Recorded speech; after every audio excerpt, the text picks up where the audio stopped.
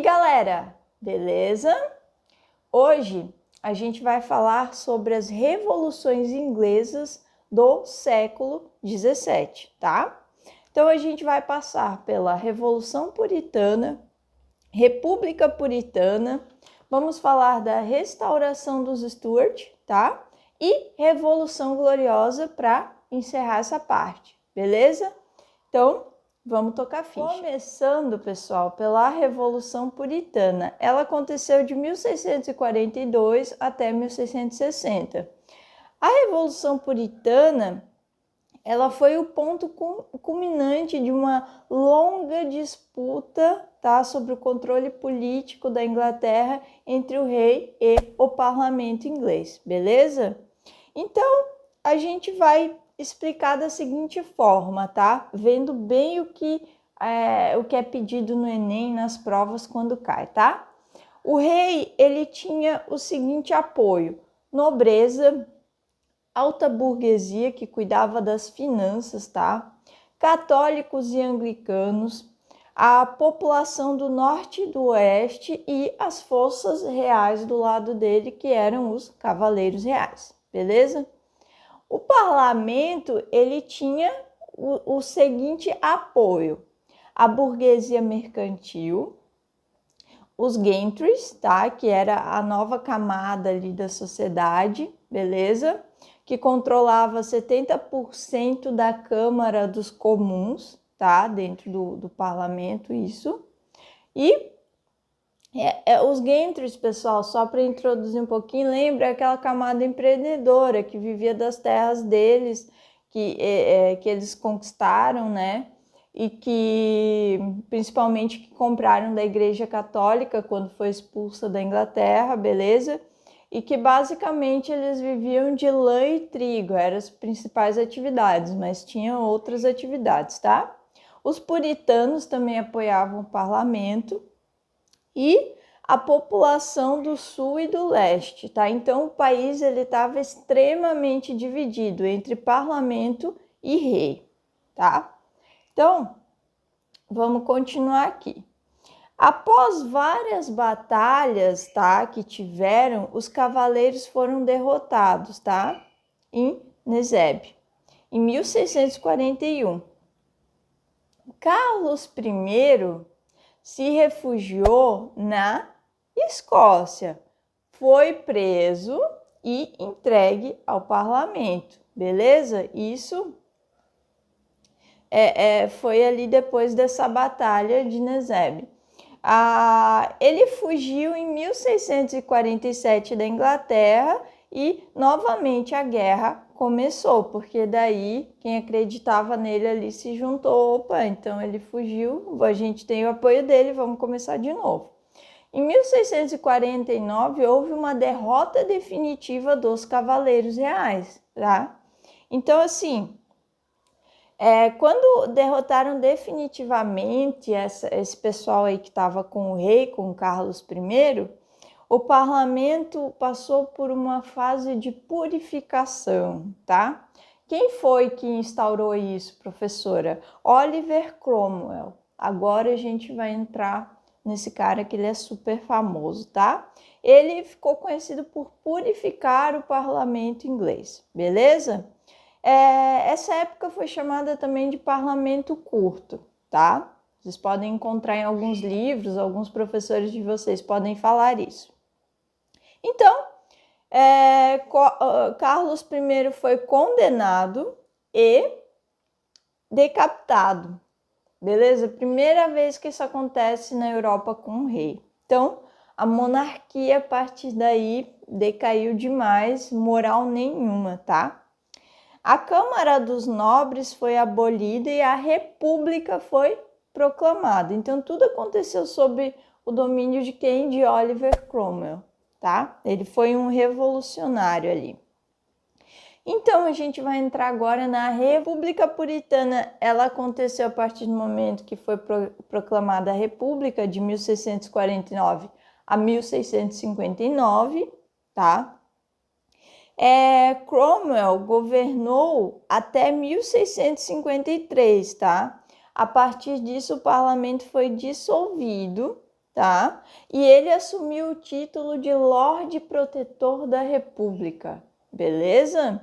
Então ele ficou ali para proteger e manter a República na Inglaterra, que eles acreditavam ser o melhor, tá? Ele teve uma ditadura pessoal, então até a sua morte, que foi em 1658, ele mandava em tudo ali por trás, tá? Então Cromwell, o que ele fez assim de grandioso? Ele transformou a Inglaterra numa potência, tá?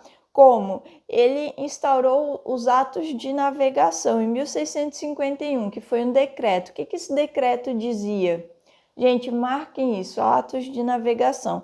Qualquer mercadoria importada da Inglaterra só poderia ser transportada em navios dos países que importaram ou dos ingleses, ou seja, quem comprava mercadoria da Inglaterra só poderia transportar em seu navio ou navios ingleses. Outros países não poderiam fazer esse transporte, tá?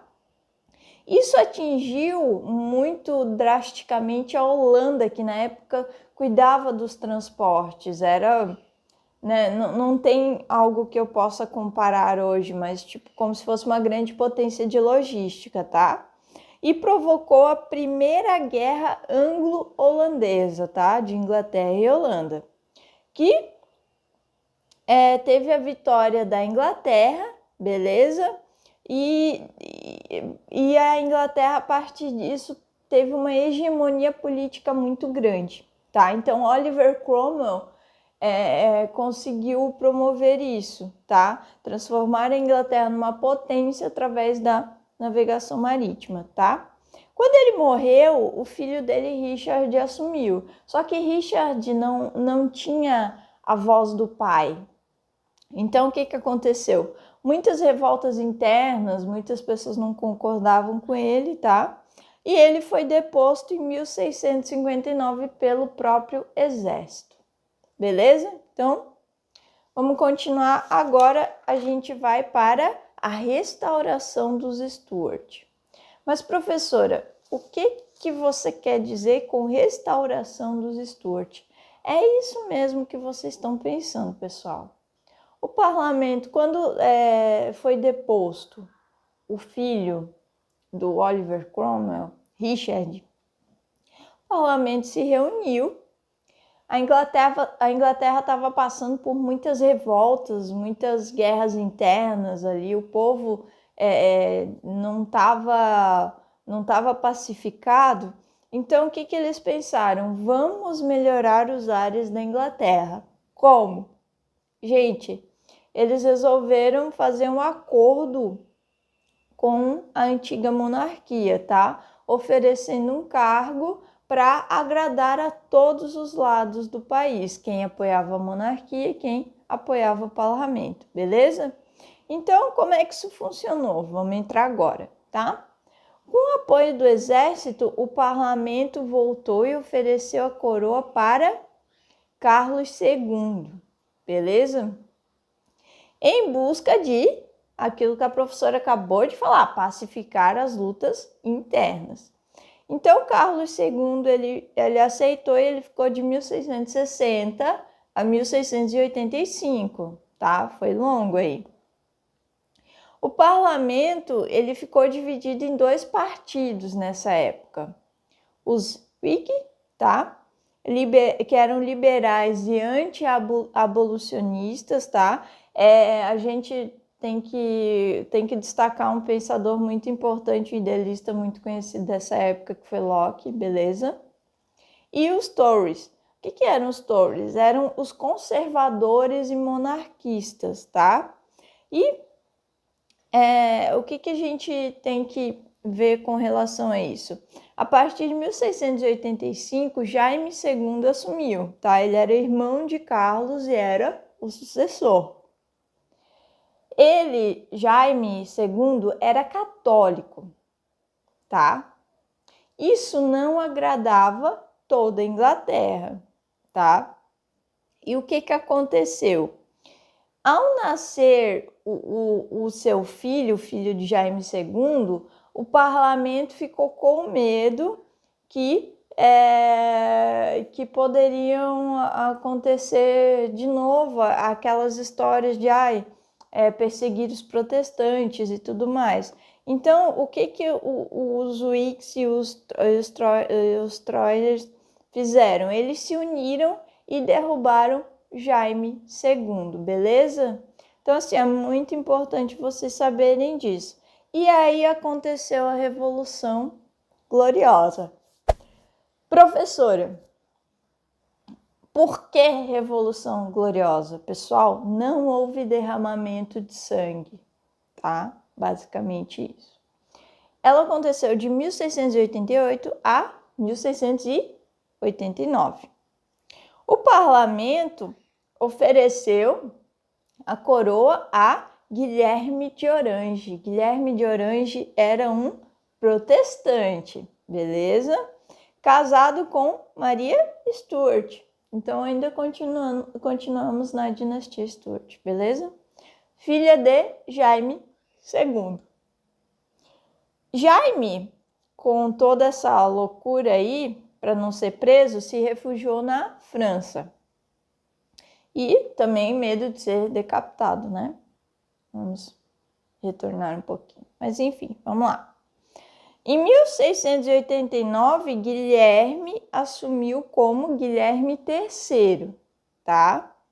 E basicamente o que cai nas provas sobre a Revolução Gloriosa? Isso que eu vou falar a partir de agora, tá? Guilherme III assumiu sob algumas condições, como a Declaração de Direitos. O que dizia a Declaração de Direitos? O rei não pode cancelar as leis do parlamento. O parlamento cuida do orçamento anual, fiscaliza as contas da monarquia, tá? Não é mantido exército em tempos de paz, porque exército gera gasto e a monarquia naquela época já gastava demais, beleza? Liberdade e autonomia ao poder judiciário, o rei não podia se meter nessas questões. E o ato de tolerância, o que seria isso? Liberdade religiosa para os protestantes, beleza? Então essas eram as condições que o rei iria assumir, mas iria aceitar para ter o seu poder ali. Mas, professora, castraram o rei? Não. Olha só o que não mudou, tá? Isso é importante na hora de interpretar várias questões de provas aí, pessoal. O que não mudou? O voto continuou sendo censitário. O controle político das elites permaneceu, beleza? O rei continuou com poder de veto sobre a Câmara dos Comuns, então os interesses do povo o rei poderia muito bem vetar, tá? A Câmara dos Lordes, composta por senadores com cargos vitalícios nomeados pelo rei, continuou, beleza? Isso tudo quer dizer o quê? Uma palavra pequena, simples e que está até hoje em dia, pessoal, tá? Principalmente aqui no nosso país. Corrupção, beleza? Então, para vocês terem uma ideia de como funcionava a corrupção nessa época, para conseguir votos políticos, né? Eles jogavam pão e queijo para multidões, tá? E deixavam barris de cerveja à disposição de quem ia votar. Olha só como começou tudo isso, né? Enfim. E quando que vai mudar, professora? Quando que a monarquia vai ser mais parecida do que é agora? Gente, a partir do governo da Rainha Vitória, tá lá em 1837 até 1901, tá? Até 1901, beleza? Na reforma de 1832, vai limitar bastante, assim, os monarcas, tá? Mas o negócio vai pegar ali de 1837 a 1901, com a Rainha Vitória no poder, tá? Ela vai modificar muita coisa ali, o parlamento vai conseguir centrar muitas questões, a corrupção vai diminuir um pouco, mas não vai sumir, beleza? Mas a gente não chegou lá ainda, a gente vai chegar. A aula de hoje é isso, pessoal, bem simples, tá? Aí, ó, não deu, acho que 20 minutinhos para vocês, tá? Não chegou a isso. Estudem isso, é um conteúdo importante que dá base para as aulas seguintes, tá? Seguinte aula, a gente vai falar sobre Revolução Industrial. Beleza? Até a próxima!